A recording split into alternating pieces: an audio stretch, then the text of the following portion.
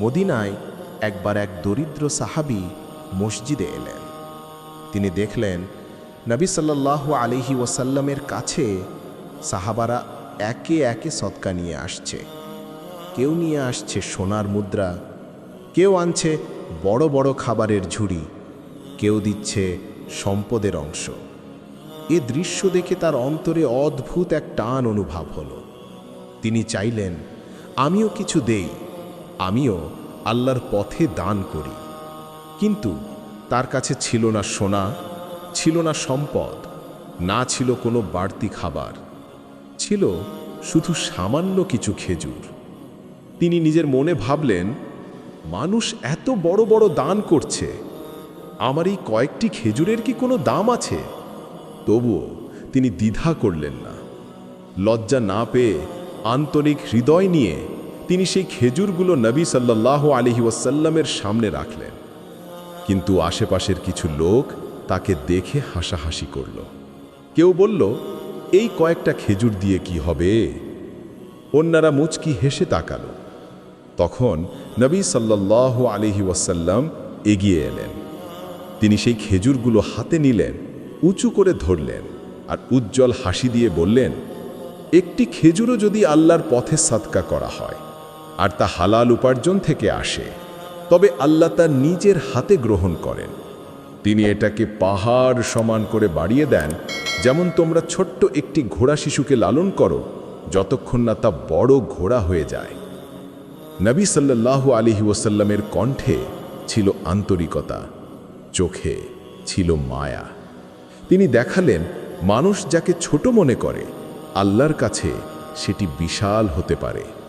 সেই দিন সাহাবারা শিখলেন, দান বড় বা ছোট নয়, বরং আল্লাহ তাআলার কাছে নিয়তি বড়। এক মুঠো খেজুরও হতে পারে পাহাড় সমান সওয়াবের উৎস। সুবহানাল্লাহ। পবিত্র কোরআনে মহান আল্লাহ বলেন, مثل الذين ينفقون أموالهم في سبيل الله كمثل حبة أنبتت 7 سنابل في كل سنبلة 100 حبة والله يضاعف لمن يشاء والله واسع عليم। যারা আল্লাহর পথে নিজেদের সম্পদ ব্যয় করে তাদের দৃষ্টান্ত হলো একটি শস্য বীজের মতো, যা থেকে 7টি শীষ জন্ম নিল। প্রতিটি শীষে আছে 100 দানা, আর আল্লাহ যাকে ইচ্ছা বহুগুণ বাড়িয়ে দেন। সূরা বাকারা আয়াত 261। একবার একটু কল্পনা করুন, আপনি একটি ছোট্ট বীজ মাটিতে রাখলেন, চোখে কিছুই দেখা যাচ্ছে না, খুব সামান্য, হয়তো অবহেলাও করতে পারেন। কিন্তু সময়ের সঙ্গে সেই বীজ ভেঙে চারা হয়, চারা থেকে গাছ, গাছ থেকে শীষ, আর প্রতিটি শীষে থাকে শত শত দানা। একটি মাত্র বীজ একদিন হয়ে উঠল 700 গুণ ফলপ্রসূ। এটাই হলো দানের রহস্য। আমরা হয়তো কারো হাতে কয়েকটি টাকা, এক টুকরো রুটি অথবা একটি খেজুর দিয়ে আমাদের সামর্থ্য অনুযায়ী আমাদের চোখে মনে হয় এতে কি হবে, কিন্তু আল্লাহর কাছে সে সামান্য দান পাহাড় সমান হয়ে যায়। তিনি শুধু গ্রহণই করেন না, বরং সেটাকে এমনভাবে বাড়িয়ে দেন যা আমাদের কল্পনারও বাইরে। আসলে আল্লাহ তাআলা আমাদের যা বোঝাতে চান তা হলো, দান কখনো ছোট নয়। মানুষের হিসাব আর আল্লাহ তাআলার হিসাব এক নয়। আমাদের জন্য এটি শুধু একটি খরচ, কিন্তু আল্লাহর কাছে এটি আখিরাতের বীজ। ভাবুন তো, আমরা যদি প্রতিদিন ছোট ছোট বীজ বপন করি, আখিরাতে কত বিশাল বাগান আমাদের জন্য অপেক্ষা করছে। রাসূল সাল্লাল্লাহু আলাইহি ওয়াসাল্লাম আমাদের আরেকটি ঘটনা বর্ণনা করেছেন। এক ব্যক্তি পথে হাঁটছিল। তিনি প্রচণ্ড তৃষ্ণায় কষ্ট পাচ্ছিলেন। হঠাৎ তিনি একটি কূপে নামলেন, পানি পান করলেন আর উপরে উঠে এলেন।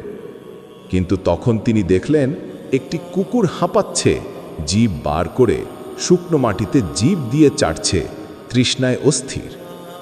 লোকটির মনে হলো, আমি যেমন তৃষ্ণায় কষ্ট পাচ্ছিলাম, এই প্রাণীটিও একইভাবে কষ্ট পাচ্ছে। তিনি আবার কূপে নামলেন, নিজের জুতোয় পানি ভরে কুকুরটির সামনে ধরলেন। কুকুরটি পানি পান করল।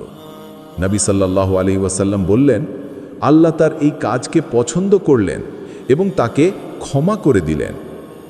সাহাবারা জিজ্ঞাসা করলেন, হে আল্লাহর রাসূল, প্রাণীর প্রতি দয়াতেও কি সওয়াব আছে? নবী সাল্লাল্লাহু আলাইহি ওয়াসাল্লাম উত্তর দিলেন, হ্যাঁ, প্রত্যেকটি জীবন্ত প্রাণীর সেবায় সওয়াব রয়েছে। সুবহানাল্লাহ। একটি গ্লাস পানি, সামান্য দয়া, এটাই হতে পারে জান্নাতের চাবি। প্রশ্ন হলো, আমরা কি সত্যি অপেক্ষা করব যতক্ষণ না আমাদের হাতে বড় সম্পদ আসে, নাকি আজ থেকেই সামান্য যা আছে তাই দিয়ে আল্লাহর পথে দান শুরু করব? কারণ কি জানেন, সেই ছোট্ট দানই হতে পারে আপনার জান্নাতের চাবি। একটি খেজুর, একটি গ্লাস পানি কিংবা একটি হাসি। হয়তো আপনি ভুলে যাবেন, কিন্তু আল্লাহ ভুলবেন না। রাসূল সাল্লাল্লাহু আলাইহি ওয়াসাল্লাম বলেছেন, তুমি অগ্নি থেকে নিজেকে রক্ষা করো, even if it is by giving half a date. তাহলে ভাবুন, যদি আমরা প্রতিদিন সামান্য কিছু দান করি, তাহলে আখেরাতে আমাদের জন্য কি বিশাল ভাণ্ডার অপেক্ষা করছে। আল্লাহ আমাদের সবাইকে খাঁটি নিয়তে সাদকা করার তৌফিক দান করুন। আমাদের দান যেন আখেরাতে পাহাড় সমান হয়ে দাঁড়ায়, আর সেই দানের মাধ্যমে যেন আল্লাহ আমাদের জন্য জান্নাতের দরজা খুলে দেন। আমিন। প্রিয় ভাই ও বোনেরা, আল্লাহর পথে একসাথে চলার যাত্রায় আপনিও সঙ্গী হন। সাবস্ক্রাইব করুন, আমাদের অন্যান্য ভিডিওগুলো দেখুন। হয়তো সেই একটি মাত্র কথা, সেই একটি মাত্র কাহিনী আপনার জীবন বদলে দিতে পারে। পাশে থাকা বেল আইকনে ক্লিক করতে ভুলবেন না, যাতে আমাদের কোনো ভিডিও মিস না হয়। আপনাদের সাপোর্ট আমাদের জন্য অনেক মূল্যবান। নতুন নতুন টপিকের উপর ভিডিও দেখতে আমাদের কমেন্ট করে জানাতে পারেন। অনেক ভালো কিছু দিন আপনাদের জন্য অপেক্ষা করছে, যা দেখলে ইনশাআল্লাহ আপনাদের উপকার হবে।